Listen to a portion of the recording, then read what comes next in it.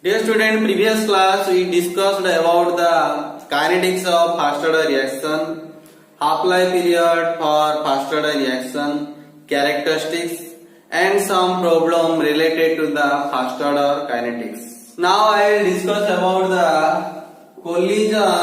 collision theory of rate constant. At first I will discuss about the postulates of collision theory. Suppose I will take a reaction CO plus NO2 gives CO2 plus NO. This is my reaction. In these reactions, the reactant is your CO, another is your NO2. And these reactants are considered as the molecules. That means these reactants are made by molecules. So the first point is the reactants are made by molecules. And these molecules are always present in a state of random motion. Since these molecules are present in a state of random motion, so they collide with each other and also the wall of the container. So we can write the molecules are always in a state of random motion and colliding with each other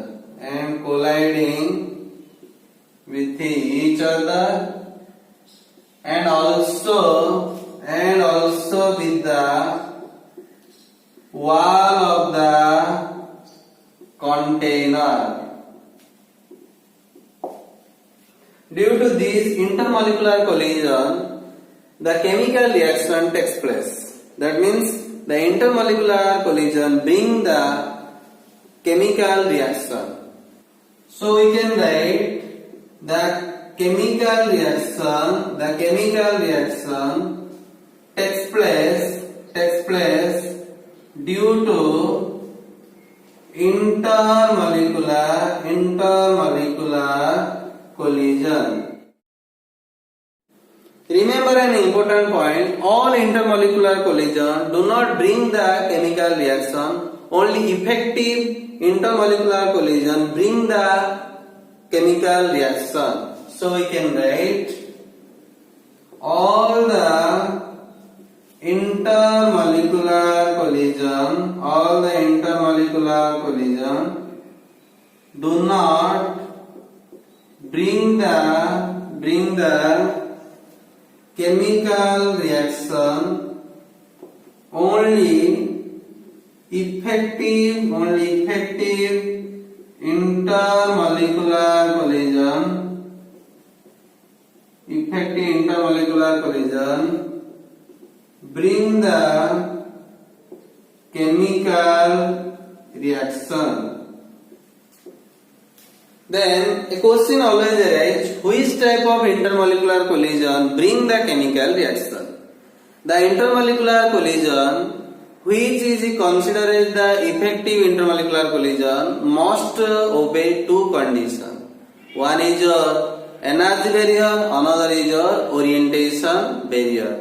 That means an intermolecular collision is said to be effective intermolecular collision if the intermolecular collision obey two conditions. One is your energy barrier, another is your orientation barrier. So you can write an effective intermolecular collision. An effective intermolecular collision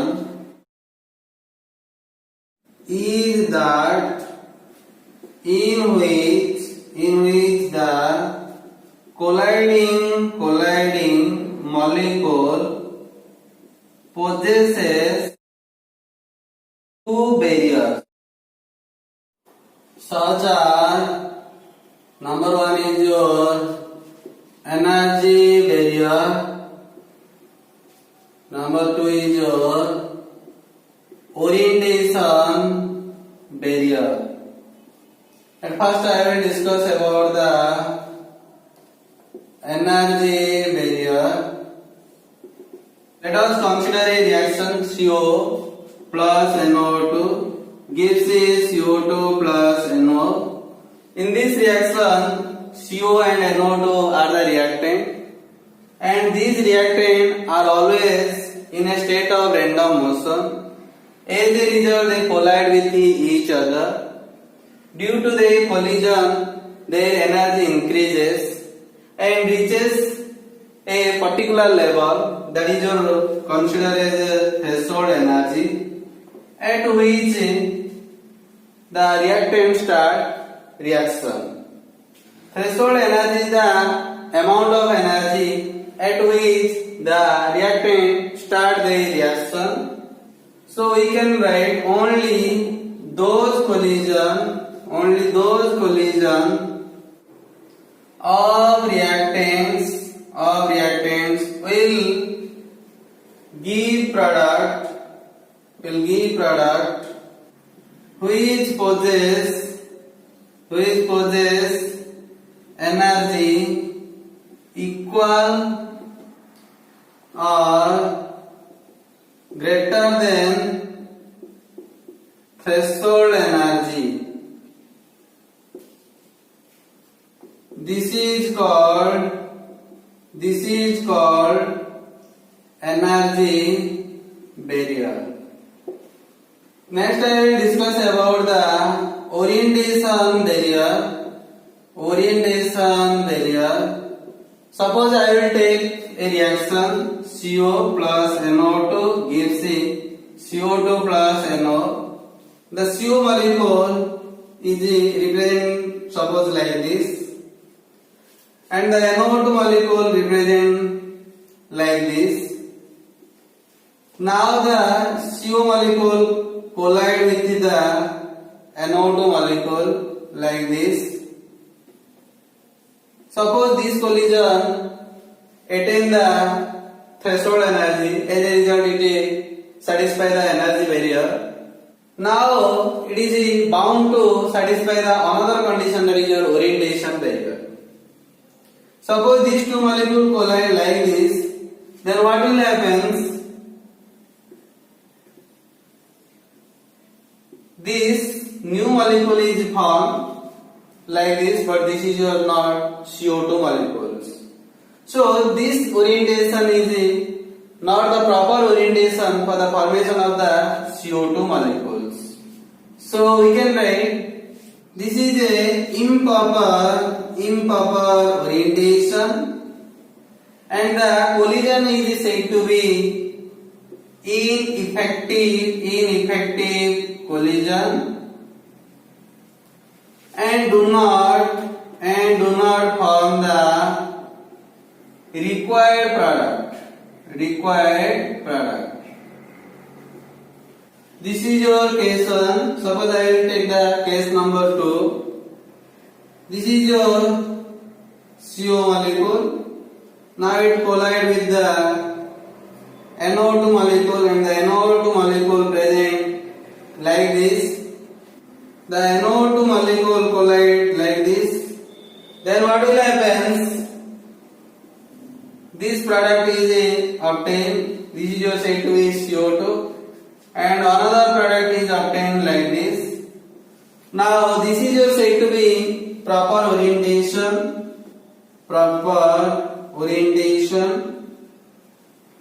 As a result, this collision is said to be an effective collision, and there is a chance of formation of the required product. That means this collision helps to the formation of the required product. Suppose I will take the case number 3. This is your case number 3. The CO molecule is present like this. Suppose the NO molecule is present like this. They collide with each other. in this way, and there is a formation of the molecule like this. This part will attach here, and we can able to form this product. But this is not the CO2 molecule. The CO2 molecule is always drawn like this. So this is said to be an improper orientation, and the collision is said to be ineffective collision, and there is no chance of formation of the required product. By the help of this collision, we can unable to form the required product. Do not form the required product. This is your said to be orientation barrier. Suppose I will think about the rate of reaction. The rate of reaction depends upon two factors. One is your collision frequency of reacting species, that is your Z. Next factor is your fraction of effective collision, that is denoted by small f. Therefore, we can write specific rate of reaction for a bimolecular reaction. dx by dt is equal to k into z into f, where k equal to rate constant. Next I will explain about the failure of collision theory. For some reaction, the calculated and experimental value of k widely differ. So we can write first failure is your for some reaction the calculated and experimental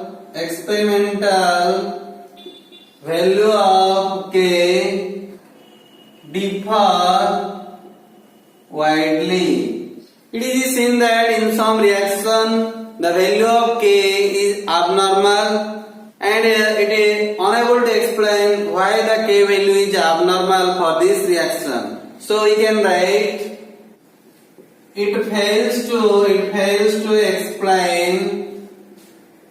explain the abnormal value of k for many reaction. It fails to explain the rate of reaction for a reversible reaction in which the k value is very small. So next point is your it fails to explain the reaction rate of reversible reaction with showing low value of k. Before reaction, it is impossible to calculate the number of effective collision. It is the main failure of the collision theory. So we can write it is not possible to predict the number of effective collision before the reacting molecule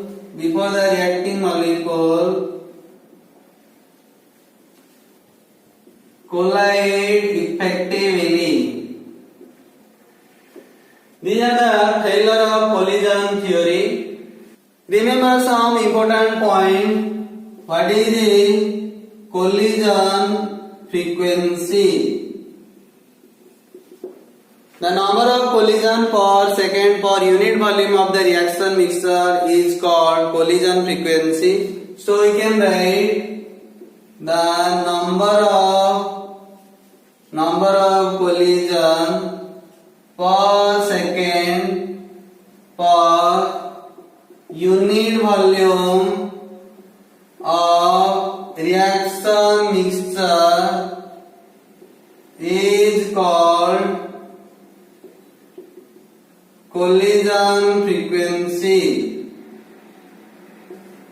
In case of gas, the collision frequency is maximum as compared to the liquid and solid. In case of gas, the collision frequency is 10 to the power 25 to 10 to the power 30 per second. That means in 1 second, the reacting molecule collide 10 to the power 25 to 10 to the power 30 times.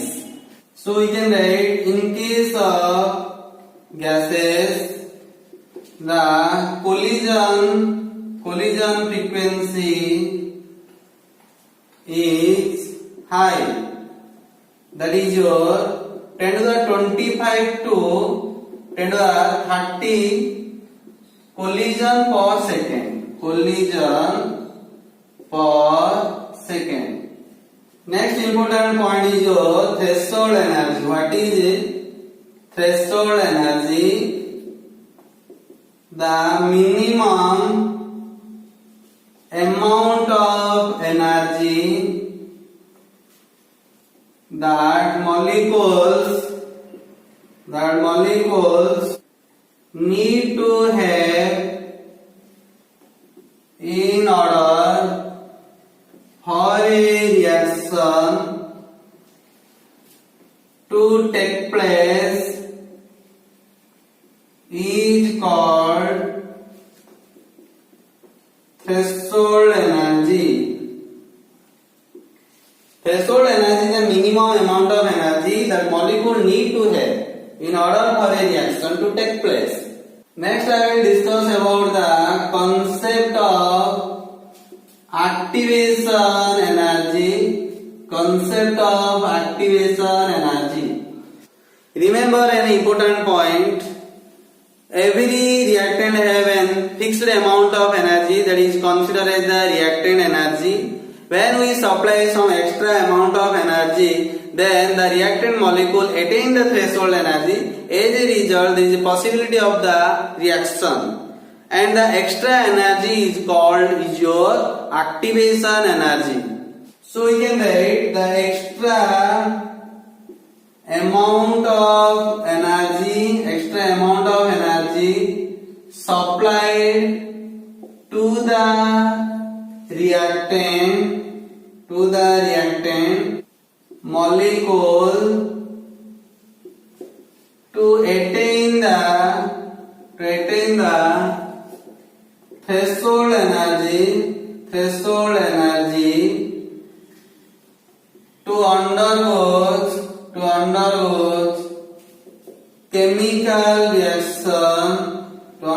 chemical reaction is called activation energy. That is denoted by EA. Mathematically,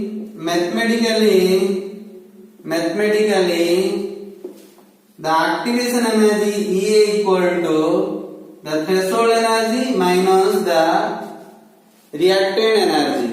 Here we can write ETH means that is your threshold energy, and here is the energy of the reactant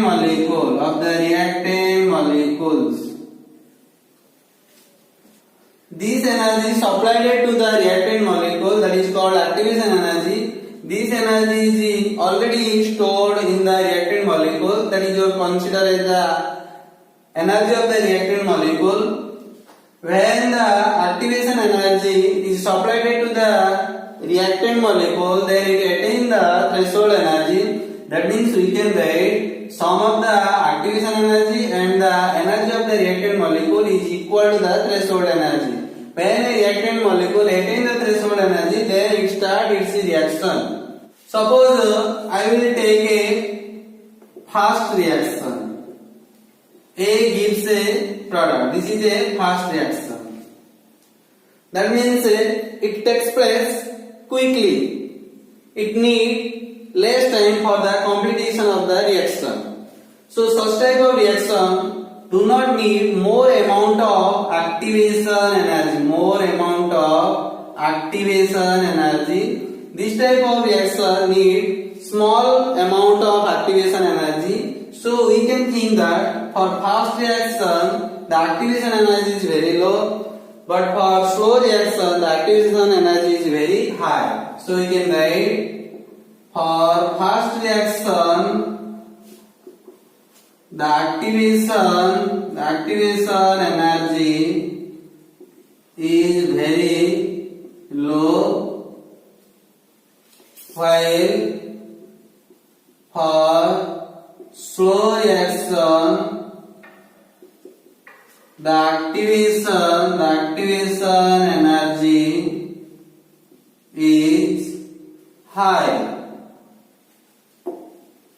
Suppose I will draw a graph.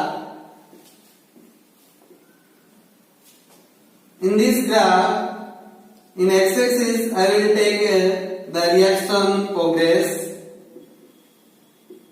This is your x-axis, this is your y-axis. In y-axis I will take the energy. Suppose I will take a reactant and the reactant having this amount of energy. This is represented as here. When I supplied some amount of energy to the reactant, then the energy of the reactant increases and suppose attain the threshold energy. This is the threshold energy. After attaining the threshold energy, the reactant start the reaction and it will convert into the product. After formation of the product, suppose this amount of energy is stored in the product. This is your considered as your EP. EP means energy of the product. Then this is suppose taken as E1 and this is suppose taken as E2. Suppose I will take a reactant and I will supply extra amount of energy, that is your E1. Then A converted into product with some loss of energy, that is your E2. Here is the amount of energy of the reactant A. EP is the amount of energy of the product. From the graph, it is clear that here E1 smaller than E2 and EP smaller than here. Suppose I will find out the del H, then I can write EP minus here and it gives a negative value. Due to this negative value, this graph shows for an exothermic reaction. Suppose I will draw the graph like this. This is the amount of the energy of the product and it is considered as EP. Then what will happen? Here E1 greater than E2. This is your said to be E2. This is your said to be E1. This is your said to be E2. Look at that. Here EP greater than ER. If I will find out the del H, then EP minus ER gives the positive value. Since del H is equal to positive, so this graph represents for endothermic reaction. And this is your said to be activated complex. And the state is your called activated state or transition state. So we can write the state at which activated complex is formed is called activated state or transition state. Next I will explain about the application of activation energy. By knowing the activation energy, we can able to predict the other condition for the reaction. If a reaction is explosive in nature, then it is not necessary to give a more amount of activation energy. That means this reaction can take place easily at a low temperature. If a reaction needs a less amount of activation energy, then we can think that the reactant molecule collide with each other very fast and the number of collision in that case is very high. As a result, by the help of activation energy, we can able to calculate the number of effective collision. So we can write from the EA value, the other condition of reaction can be known. Depending on the value of EA, the number of effective collision can be calculated. For explosive reaction, the activation energy is very low. These are the application of activation energy. Next I will explain about the dependence of rate constant, that is okay, on the temperature. Generally we think about the Arrhenius equation. The Arrhenius equation is your K is equal to A into e to the power minus EA by RT. This equation helps to explain the relation between rate constant and the temperature. So we can write the quantitative relation between the rate constant and temperature is given below. Equation is called Arrhenius equation. That is your K is equal to A into e to the power minus EA by RT. Here K is equal to rate constant, T is equal to temperature, E equal to activation energy, A is equal to Arrhenius constant. It is also called frequency factor. Suppose I will take ln on both sides of the Arrhenius equation, then I can find out ln K equal to ln A minus EA by RT. So we can write take ln on both sides of the equation 1. Suppose I will take this is your equation 1. Then we can find ln K is equal to ln A minus EA by RT.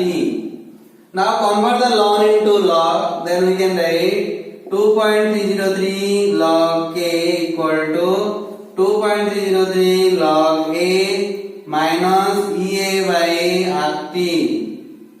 Implies that log K equal to log A minus EA by 2.303 RT. Suppose I will draw a graph between log K versus 1 by T. 1 by T taken in the x-axis, log K taken in the y-axis. then a straight line is obtained which is inclined to the log k axis, and the straight line having slope minus EA by 2.303 r. From this graph, it is clear that it is an equation of straight line. It is an equation of straight line. The intercept of the line is your log a, so you can write the intercept of the line equal to log a. The slope of the line is equal to minus a by 2.303 r. Suppose I will take two different cases. K1 is the rate constant at the temperature T1. K2 is equal to rate constant at the temperature T2. We know log K is equal to log A minus EA by 2.303 RT. Now this equation can be written for these two cases like this: log K1 equal to log A minus EA by 2.303 RT1. Similarly, we can write log K2 is equal to log A minus EA by 2.303 RT2. Here the value of A and R is constant for a particular reaction. Also the value of EA is also constant for a particular reaction. Suppose I will take this is your equation number 2 and this is your equation number 3. From equation 2 and 3 we can write log K2 minus log K1 equal to log A minus EA by 2.303 RT2 minus of log A minus EA by 2.303 RT1. Now I can write log K2 by K1 because we know that log x minus log y is equal to log x by y. As a result, log K2 minus K1 equal to log K2 by K1. Now open the bracket, I can write log A minus EA by 2.303 RT2 minus log A plus EA by 2.303 RT1. Now cancel the log A with the minus log A. Now I can write log K2 by K1 equal to minus EA by 2.303 RT2 plus EA by 2.303 RT1. Now find out the common, that is EA by 2.303 R. Then I can write 1 by T1 minus 1 by T2. By applying this equation we can solve many problems. Remember this equation. Now I will solve some problem related to the activation energy. First problem is the slope of the line in the graph of log K, where K is the rate constant versus 1 by T for the reaction is minus 5841 K. Calculate the energy of the activation for this reaction, where R is equal to 8.314 joule into Kelvin inverse mole inverse. In this question, slope is given, that is your slope is equal to minus 5841 K. We know that slope is equal to minus EA by 2.303 R. So we can write minus EA by 2.303 R equal to minus 5841 K.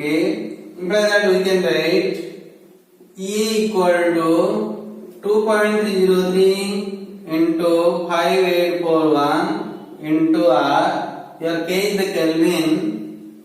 Now put the value of R, that is your 8.314. So I can write E is equal to 2.303 into 5841 into 8.314. By solving this, we can find E is equal to 11838 joule into mole inverse. Now convert the joule into kilojoule. Then we can get E is equal to 11.838 kilojoule per mole. So we can write the activation energy equal to 11.88 kilojoule per mole. Now I will solve the problem number 2. The specific rate constant for a reaction increases by a factor of 4 if the temperature is changed from 27 degrees centigrade to 47 degrees centigrade. Find the activation energy for the reaction. Here R is given, that is 1.98 calories. In this question, R is given, that is 1.98 calories. T1 is your 27 degrees centigrade. In Kelvin, it is your 27 plus 273, that is your 300 Kelvin. Suppose I will think about the T2. Then T2 is your 47 degrees centigrade. In Kelvin, it is equal to 320 Kelvin. Here K2 is equal to 4K1. That means I can write K2 by K1 is equal to 4. We know that log of K2 by K1 equal to EA by 2.303 R into 1 by T1 minus 1 by T2. Now put the value of K2, K1, R, T1 and T2. Then I can write log 4 equal to EA by 2.303 into 1.98 into 1 by 300 minus 1 by 320. Now I can write log 2 square EA by 2.303 into 1.98 into the LCM is 300 into 320. Here I can write 320 minus 300. By solving this, we can find the value of EA equal to 13.18 kilocalorie. So we can write the activation energy equal to 13.18 kilocalorie.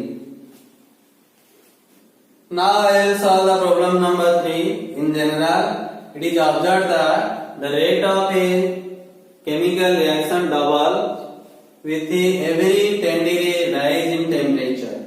If the generalization holds for a reaction in the temperature range 295 Kelvin to 305 Kelvin, what will be the value of activation energy for the reaction? In this question, suppose I will take T1 is your 295 Kelvin, T2 is your 305 Kelvin. In this reaction, here double is written, so we can write K2 by K1 equal to 2. Again, we know that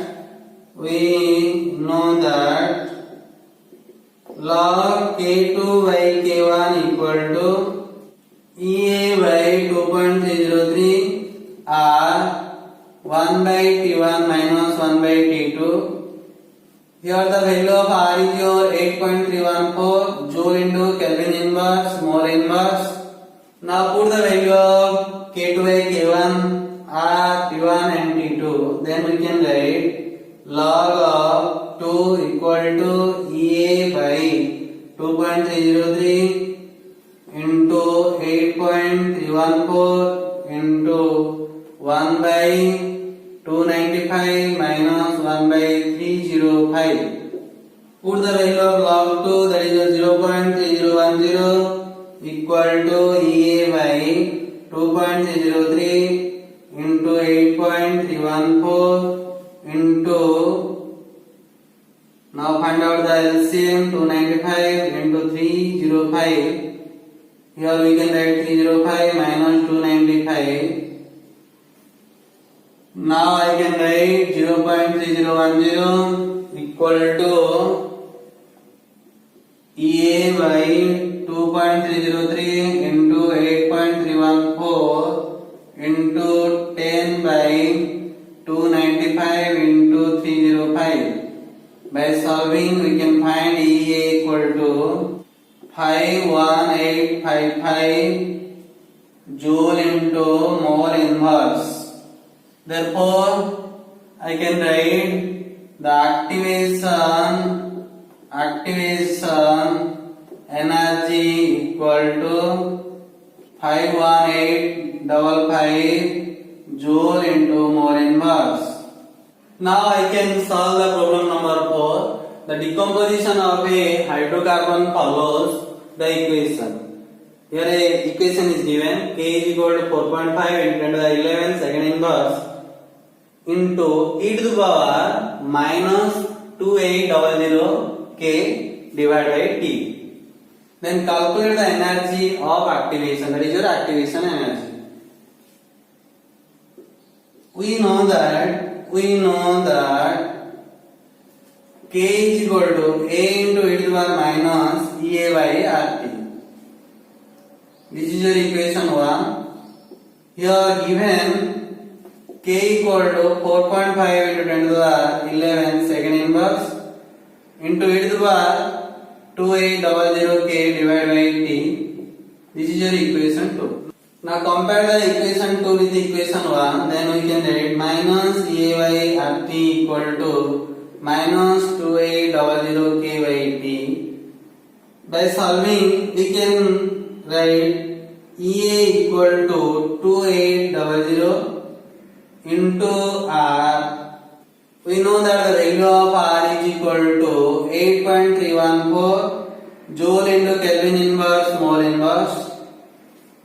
Now put the value of R here, then we can write EA equal to 2800 into 8.314. Imply that EA equal to 232.79 kilojoule mole inverse.